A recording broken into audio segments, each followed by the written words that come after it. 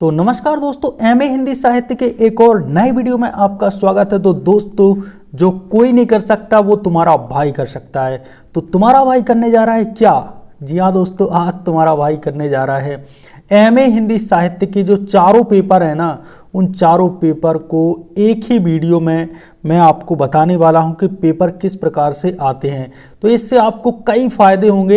एक तो एक फ़ायदा, आपको अलग अलग वीडियो नहीं देखने, आपको यही एक वीडियो देखना है और जैसे ही आप यही वीडियो मतलब एक ही वीडियो में आपको चारों प्रश्न पत्र मिल जाएंगे। तो फिर मतलब इससे आपकी बहुत ज़्यादा हेल्प हो जाएगी, आपको इधर उधर भटकना नहीं है। तो एमए हिंदी फर्स्ट सेमेस्टर के चारों पेपर जानेंगे हम इस वीडियो में। तो दोस्तों, वीडियो स्टार्ट करते हैं। हमारा पहला पेपर था प्राचीन एवं मध्यकालीन काव्य और उसका इतिहास, और अभी भी सिलेबस में यही पेपर बना हुआ है। तो आपको भी इस पेपर को फॉलो जरूर करना है, यह आपके एग्जाम के लिए काफ़ी ज़्यादा हेल्पफुल होगा। तो किस प्रकार से प्रश्न आते हैं, कुछ ये निर्देश दिए होते हैं, ठीक है। मतलब नियमित परीक्षार्थियों के लिए अलग है और स्वाध्यायी परीक्षार्थियों के लिए अलग है। नेक्स्ट पेज में हम देखते हैं तो कुल मिला के हमें खंड दिखाई देते हैं।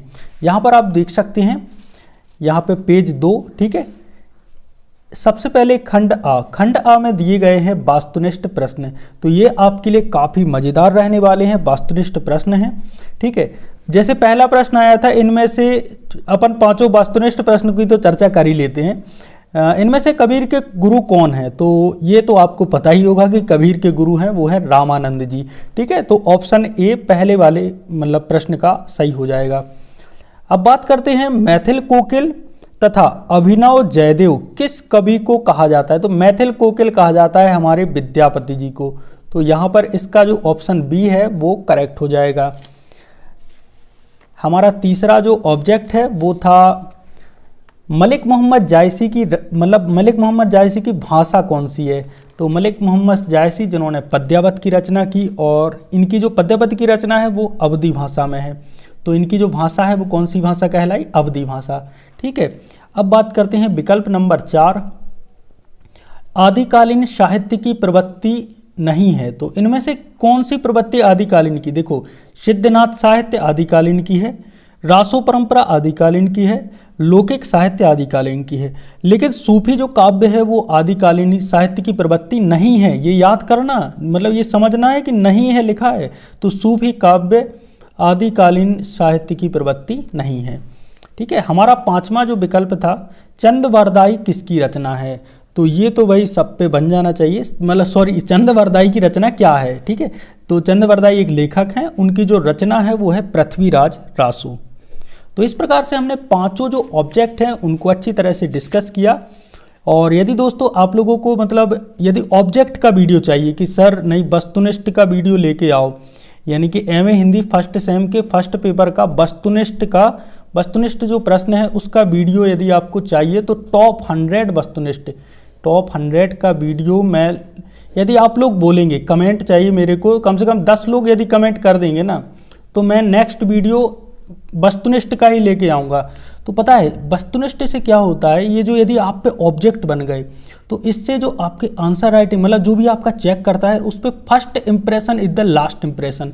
यानी कि यदि आप पे पांचों ऑब्जेक्ट बन गए ना, तो वो आपको आगे मतलब आपके पेपर में, आगे एमए के पेपर में आपको नंबर मिलने ही मिलने हैं, ये समझ लीजिए, ठीक है। तो अब अपन बात करते हैं खंड बा की।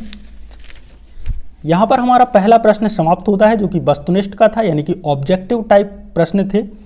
अब खंड बा, इसमें है लघु उत्तरीय प्रश्न, प्रश्न 2, ठीक है। सभी जो प्रश्न हैं ये 2-2 नंबर के हैं। यहाँ पर डिस्ट्रैक्शन दिया गया है, 3-3 नंबर के प्रश्न हैं, माफ कीजिएगा। अब देखिए कौन कौन से प्रश्न आए थे। रासो परंपरा का परिचय लिखिए, ये आपको प्रश्न करने हैं, ये तैयार कर लेना एग्जाम से पहले। पहला प्रश्न था रासो परंपरा का परिचय लिखिए, इसके अथवा में था अमीर खुसरो के व्यक्तित्व व कृतित्व का उल्लेख कीजिए। दूसरा प्रश्न था जायसी की रचनाओं के नाम लिखिए, इसके अथवा में था रैदास का परिचय लिखिए, मतलब जीवन परिचय लिखिए। तीसरा जो प्रश्न था वो था संत काव्य की 4 विशेषताएं लिखिए, या इसके अथवा में नामदेव का संक्षिप्त परिचय लिखिए या संक्षिप्त परिचय दीजिए। चौथा प्रश्न था सूफी काव्य परंपरा के 4 कवियों के नाम लिखिए अथवा गुरु नानक के काव्य का परिचय लिखिए। साथ ही हमारा 5वां जो प्रश्न था, यही लघु उत्तरीय प्रश्न में 5वां जो प्रश्न था, आदिकालीन काव्य के 4 कवियों के नाम लिखिए, या इसके अथवा में था विद्यापति की जो काव्य की भाषा है उसका विश्लेषण कीजिए। तो इस प्रकार से हमारे जो लघु उत्तरीय प्रश्न हैं वो समाप्त होते हैं। अब हमारा अंतिम खंड है खंड सा, इसमें है कुछ दीर्घ उत्तरीय प्रश्न। तो कौन कौन से दीर्घ उत्तरीय प्रश्न हैं? प्रश्न क्रमांक 3, यानी कि अब देखो दीर्घ उत्तरीय प्रश्न में आपको 5 नंबर मिलने वाले हैं। तो 5 नंबर हैं, हाँ 5 ही नंबर रहेंगे आई थिंक। निम्नलिखित प्रश्नों के उत्तर विस्तार पूर्वक दीजिए। आपका जो प्रश्न रहेगा दीर्घ उत्तरीय में सबसे इम्पोर्टेंट प्रश्न था, ये मतलब आता ही आता है, हर साल आया है, तो इसको तो बिल्कुल तैयार कर लीजिए कि विद्यापति के काव्य सौंदर्य का वर्णन कीजिए। या इसके अथवा में रहेगा आदिकालीन काव्य की प्रवृत्तियों का उनके संबद्ध रचनाकारों सहित वर्णन कीजिए। नंबर 2, गुरु की महिमा में संबंधित दोहों का उदाहरण देते हुए कबीर, मतलब ये देखिए इसमें देखो ये सबसे अच्छी बात ये है कि अथवा का ऑप्शन भी दिया है। नंबर 2, गुरु की महिमा में संबंधित दोहों का उदाहरण देते हुए कबीर की गुरु संबंधी मान्यता का वर्णन कीजिए। इसके अथवा में था सूफी काव्य परंपरा की प्रवृत्तियों का वर्णन कीजिए। नंबर 3, नागमती वियोग खंड, जो नागमती हैं उनका वियोग खंड बताना है। उसमें नागमती के विरह का नक्षत्रों ऋतुओं के परिवर्तन के साथ जायसी ने अद्भुत जो सौंदर्यपूर्ण चित्रण किया है उसको 100 उदाहरण यानी कि उदाहरण के सहित स्पष्ट करना है। ठीक है, ये आपको ध्यान नहीं देना है यहाँ पे क्या लिखा है। इसके अथवा में यदि आपसे वो नहीं बनता नागमती वियोग खंड वाला, तो उसके अथवा में भी ऑप्शन है संत काव्य परंपरा की प्रवृत्तियों का वर्णन कीजिए। नंबर 4, निम्नलिखित काव्यांशों की संदर्भ प्रसंग सहित व्याख्या कीजिए। तो देखो काव्यांश है यानी कि पद्यांश टाइप के हैं और इनकी आपको संदर्भ प्रसंग व्याख्या और विशेष ये आपको करना है। तो ये काफ़ी ज़्यादा मतलब ईजी हो जाते हैं, यानी कि देखो एक बार इसको पढ़ना है और बस कुछ चीज़ें आपको समझनी है तो उसको लिख आना है व्याख्या सहित। जैसे भक्ति भजन हरि नाव है, दूजा दुख अपार, मनसा वाचा कर्मणा, यहाँ पे वाचा लिखना था, कबीर सुमिरन सार है, और सकल जंजाल आदि अंत जब सब सो दिया, दूजा देखो कान। इसके अथवा में था चढ़ा आषाढ़ वाला। ठीक है, चढ़ा आषाढ़ गगन घन गाजा। हमारा 5वां व अंतिम प्रश्न था निम्नलिखित काव्यांश की संदर्भ प्रसंग सहित व्याख्या कीजिए। किन्हेसु मानस दिनेसी बढ़ाई, किन्हेसु अन्न भुगती तेहि पाई। और इस प्रकार से आपका मतलब ये पूरा काव्यांश था। और इसके अथवा में जो काव्यांश था वो था सजनी अपरूप पेखल रामा, कनकलता अवलंबन उल हरिण हीन हेम धामा। तो ठीक है, यानी कि आप लोग पढ़ लोगे एक प्रकार से, आप लोगों को आइडिया हो गया होगा कि प्रश्न किस प्रकार से आते हैं। तो ये जो मतलब पेपर है ये एमए, ये मैं आपको बता देता हूँ, एमए हिंदी साहित्य के फर्स्ट सेमेस्टर के पेपर, मतलब फर्स्ट सेमेस्टर के स्टूडेंट के लिए है। ठीक है, सभी स्टूडेंट के लिए। और ये है जो पेपर 1 है। ठीक है, साहित्य विषय का है पेपर 2। पेपर का नाम हमने आपको पहले ही बता दिया है, आधुनिक हिंदी गद्य और उसका इतिहास। और इसके लिए आपको 40 नंबर दिए जाएंगे, मतलब रेगुलर वालों को 40 और प्राइवेट वालों को 50। ठीक है, और ये कुछ निर्देश दिए रहते हैं नियमित परीक्षार्थियों के लिए निर्देश, और स्वाध्यायी परीक्षार्थियों के लिए जो भी निर्देश हैं। तो हमारा जो दूसरा जो पेज है उसमें है खंड आ। अब इसमें खंड दिए रहते हैं। ठीक है, तो ये बात आपको याद रख लेनी है कि खंड रहेंगे तो आपको आंसर भी ऐसे ही लिखना है कि खंड ए यानी कि खंड आ प्रश्न 1 का उत्तर। ठीक है, तो खंड आ प्रश्न 1 सही उत्तर का चयन कीजिए, यानी कि वस्तुनिष्ठ प्रश्न रहने वाले हैं। जैसे पहला प्रश्न है बारामासी उपन्यास के लेखक कौन है, तो बारामासी के उपन्यास के लेखक हैं डॉक्टर ज्ञान चतुर्वेदी। अगला प्रश्न है कितने पाकिस्तान उपन्यासकार के रचनाकार कौन है, तो कितने पाकिस्तान उपन्यासकार के रचनाकार कौन है, कमलेश्वर। तीसरा जो ऑब्जेक्ट है जैनेन्द्र कुमार द्वारा लिखी गई कहानी का नाम क्या है, तो जैनेन्द्र कुमार ने जो कहानी लिखी है अपना अपना भाग्य। हमारा चौथा जो ऑब्जेक्ट है, वापसी कहानी की लेखिका कौन है? तो वापसी कहानी की लेखिका है उषा प्रियवंदा। पांचवा ऑब्जेक्ट, मधुलिका है, वो पात्र हैं, वो किसके पात्र हैं, किस कहानी के? तो ये है पुरस्कार कहानी के पात्र। तो इस प्रकार से हमारा खंड आ समाप्त होता है। इसके बाद आएगा आपको खंड बा। तो खंड बा में रहेगा लघु उत्तरीय प्रश्न, ठीक है। इसमें अलग अलग इकाई भी दी रही हैं कि ये प्रश्न इकाई 1 से है, ये इकाई 2 से है। तो इकाई 1 से जो प्रश्न था, प्रश्न 2, प्रेमचंद्र के कृतित्व पर प्रकाश डालिए, या इसके अथवा में। ये अच्छी बात है कि आपको अथवा में भी मतलब देखने को मिल जाएगा। देखो, यदि आप पे वो नहीं बन रहा है तो आप उसका अथवा वाला भी कर सकते हैं। अथवा, डॉक्टर ज्ञान चतुर्वेदी की 2 व्यंग्य उपन्यासों के नाम लिखिए। इकाई 2 से प्रश्न 3, जयशंकर प्रसाद की कहानी कला पर टिप्पणी कीजिए, अथवा जैनेन्द्र कुमार की कहानी अपना अपना भाग्य के शीर्षक का विश्लेषण कीजिए। प्रश्न 4, फणीश्वर नाथ रेणु की कहानियों की भाषा पर प्रकाश डालिए, या इसके अथवा में है कृष्णा सोबती की 2 कहानियों के नाम लिखिए। प्रश्न 5, जिंदगी और झोंक कहानी का संक्षिप्त कथानक लिखिए, अथवा निर्मल वर्मा के व्यक्तित्व का संक्षिप्त परिचय दीजिए। इसके बाद हमारा प्रश्न 6 रहेगा, वापसी कहानी के मुख्य पात्र गजाधर बाबू का चरित्र चित्रण संक्षेप में कीजिए, अथवा प्रसिद्ध कथाकार मैत्रेय पुष्पा की किन्हीं 2 कहानियों के नाम लिखिए। इस प्रकार से हमारा खंड बा समाप्त होता है। अब हमारा अंतिम खंड रहेगा खंड सा। इसमें रहेंगे दीर्घ उत्तरीय प्रश्न, यानी कि ये प्रश्न आपको कम से कम 3 से 4 पेजेस में लिखना है, ठीक है। तो आपका ज़्यादा वक्त नहीं मैं मतलब ख़राब करूँगा, क्योंकि आपका एग्जाम भी चल रहा है। प्रश्न 7, देखो यहाँ पे भी दिया गया है कि ये इकाई 1 से है, तो ये आपके लिए काफ़ी अच्छा रहने वाला है। मतलब ये दिया रहता है ना, तो इससे आपको एक आइडिया हो जाता है, हाँ इकाई 1 में मैंने ये पढ़ा था। प्रश्न 7, निम्नलिखित में से किन्हीं 2 गद्यांशों की शाप्रसंग व्याख्या करनी है। तो ये गद्यांश आपको दिया रहेगा एक प्रकार से, इसके आपको क्या करनी है, प्रसंग के सहित व्याख्या करनी है। अच्छा हाँ, देखो यहाँ पे इसको अच्छे से पढ़ लेना, ये ध्यान नहीं मैंने दिया। निम्नलिखित में से किन्हीं 2 गद्यांशों की, तो यहाँ पे देखो एक आ हो गया, यहाँ पे गद्यांश बा, ठीक है, यहाँ पे आपको दिख रहा होगा सा, ठीक है, ये सा रहा यहाँ तक, और ये दा। तो ये 4 गद्यांश हैं। इनमें से इन चारों गद्यांशों में से आपको किन्हीं 2 गद्यांशों की सा प्रसंग व्याख्या करनी है। तो आप लोग अच्छे से देख लीजिएगा, और जो भी आप पे बने यहाँ पे एग्जाम में इसी प्रकार के प्रश्न आते हैं, तो आपको उनकी व्याख्या कर देनी है। प्रश्न 8, गोदान कृषक जीवन का महाकाव्य है, इस कथन के आलोक में गोदान उपन्यास के कथानक को समझाइए, या इसके अथवा में बारामासी उपन्यास में श्रीलाल शुक्ल की व्यंग्य परंपरा का विस्तार हुआ है सिद्ध कीजिए। इसके बाद प्रश्न 9, पुरस्कार कहानी की मूल संवेदना पर प्रकाश डालिए, अथवा तीसरी कसम कहानी की आंचलिकता को समझाइए। प्रश्न 10, उपन्यास के तत्वों का विश्लेषण कीजिए, अथवा हिंदी कहानी के इतिहास को रेखांकित करते हुए नई कहानी की प्रवृत्तियां समझाइए। प्रश्न 11, निर्मल वर्मा की कहानियों के कथानकों की समीक्षा कीजिए, अथवा चित्रा मुदगल की कहानियों की विशेषताएं लिखिए। तो इस प्रकार से आपका ये एमए हिंदी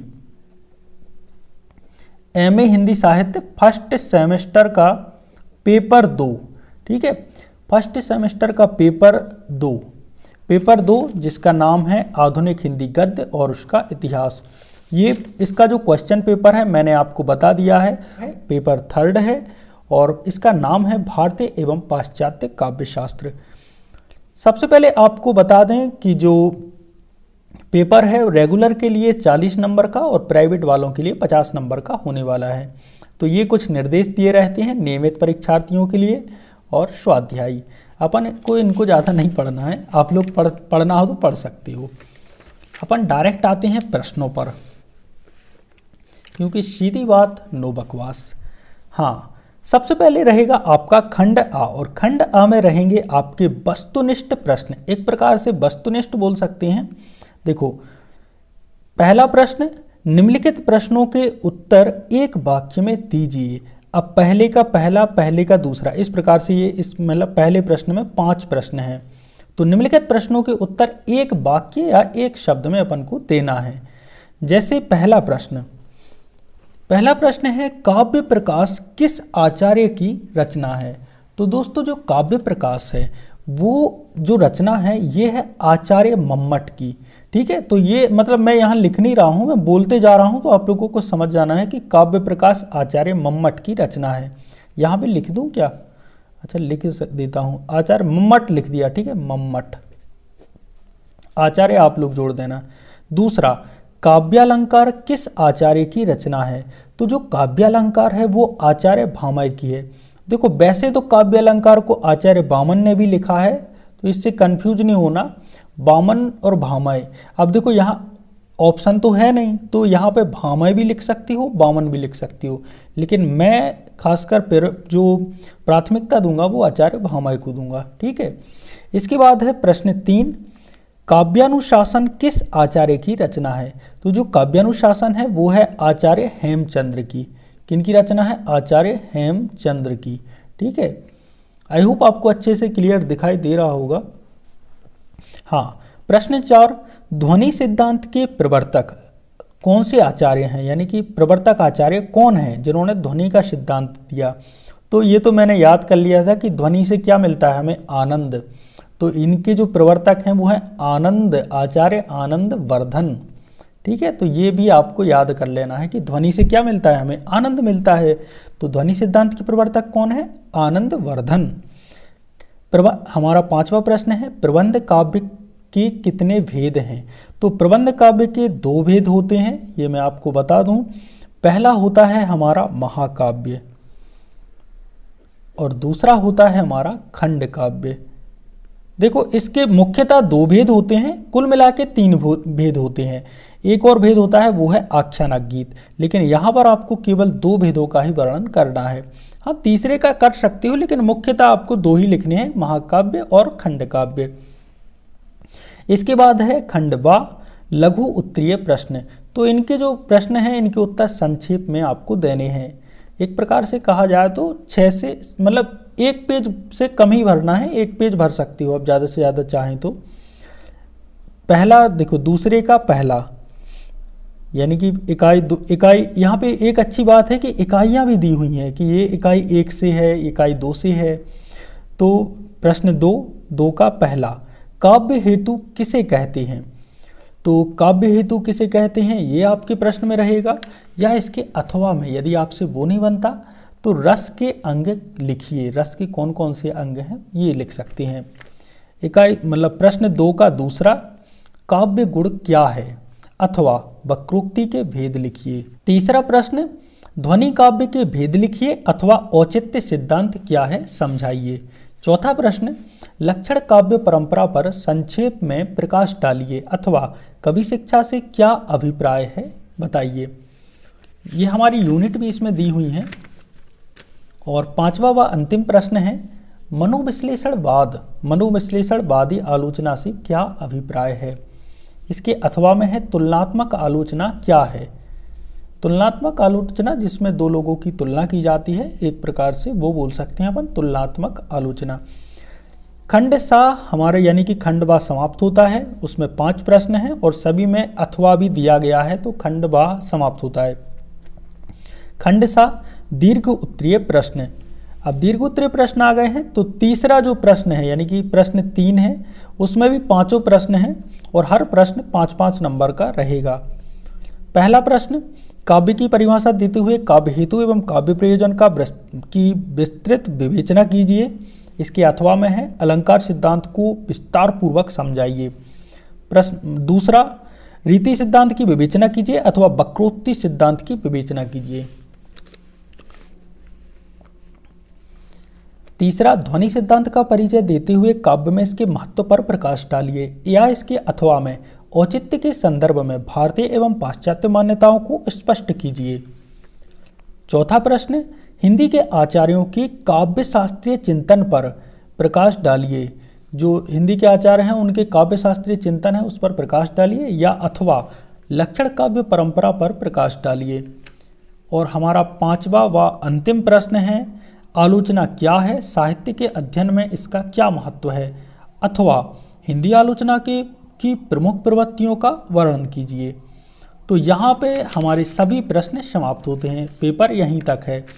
पेपर 4 यानी कि पेपर 4 और इसका नाम है प्रयोजन मूलक हिंदी। इसके लिए आपको 3 घंटे का समय रहेगा।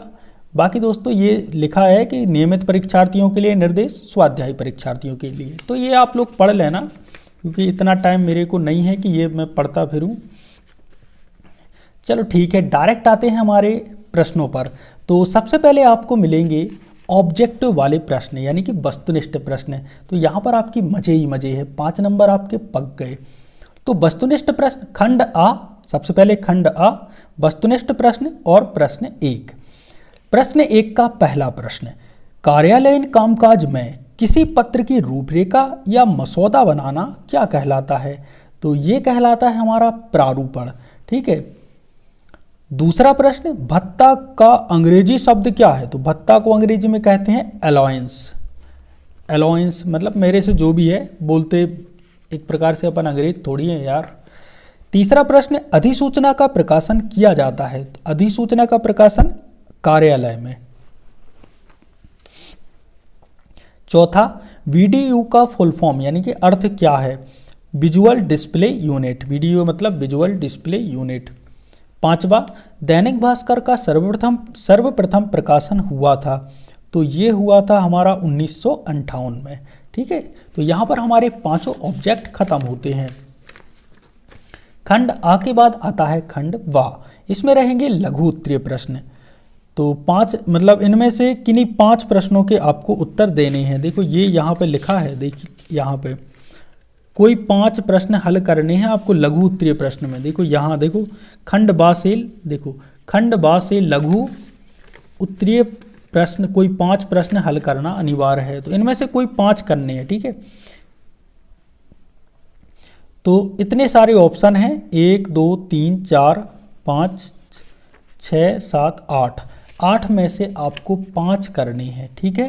ये आप लोग समझ गए होंगे। निम्नलिखित प्रश्नों के उत्तर संक्षिप्त में उत्तर दीजिए। ठीक है।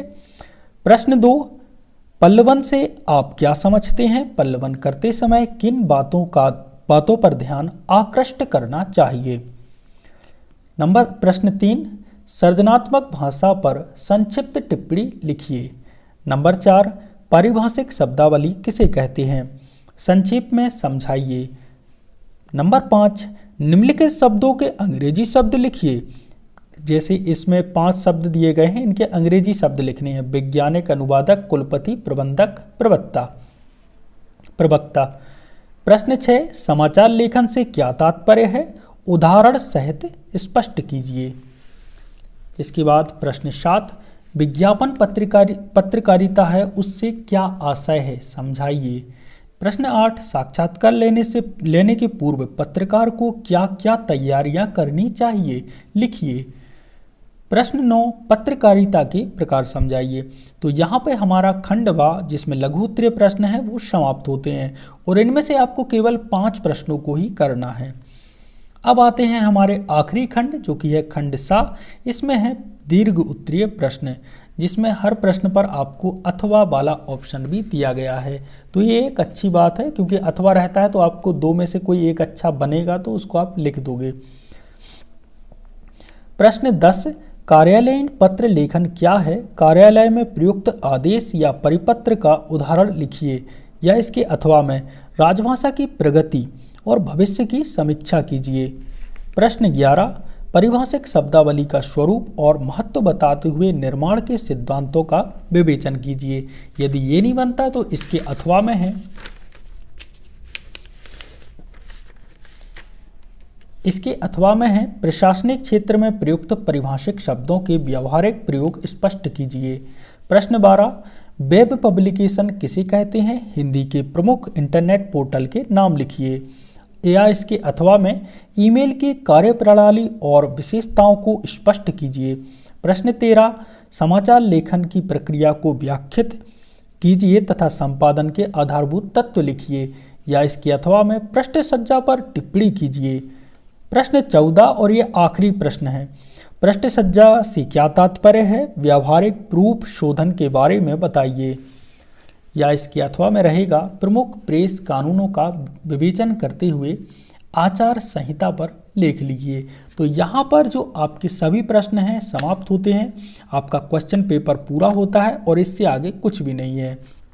तो आई होप दोस्तों ये वाला वीडियो आपके एग्जाम की दृष्टि से काफ़ी ज़्यादा हेल्पफुल होने वाला है। यदि दोस्तों आपको ये चारों पेपर समझ में आ गए हैं और चारों पेपर का वीडियो आप लोगों ने देख लिया है, तो यार एक बार मेरे मतलब इस प्रयास के लिए, क्योंकि दोस्तों मैं चाहता तो इनको अलग अलग करके भी मतलब वीडियो बना सकता था और मैंने बनाए भी हैं, लेकिन दोस्तों मैं चारों को एक वीडियो में इसलिए समेटना चाहता था कि मैं चाहता था कि आपका ना जो कीमती वक्त है ना वो बच जाए। आप अलग अलग वीडियो ना देखो, आप एक ही वीडियो में सब कुछ जान लो। ठीक है, तो ये मेरा पर्पस था इस वीडियो को बनाने का। आई होप ये वीडियो आपके लिए हेल्पफुल रहा होगा। यदि हेल्पफुल है तो फिर यार वीडियो को लाइक करें, चैनल पर नए हैं तो वो सब आपको जो करना है कर सकते हैं। मिलते हैं एक और नए वीडियो के साथ, तब तक के लिए जय श्री कृष्णा।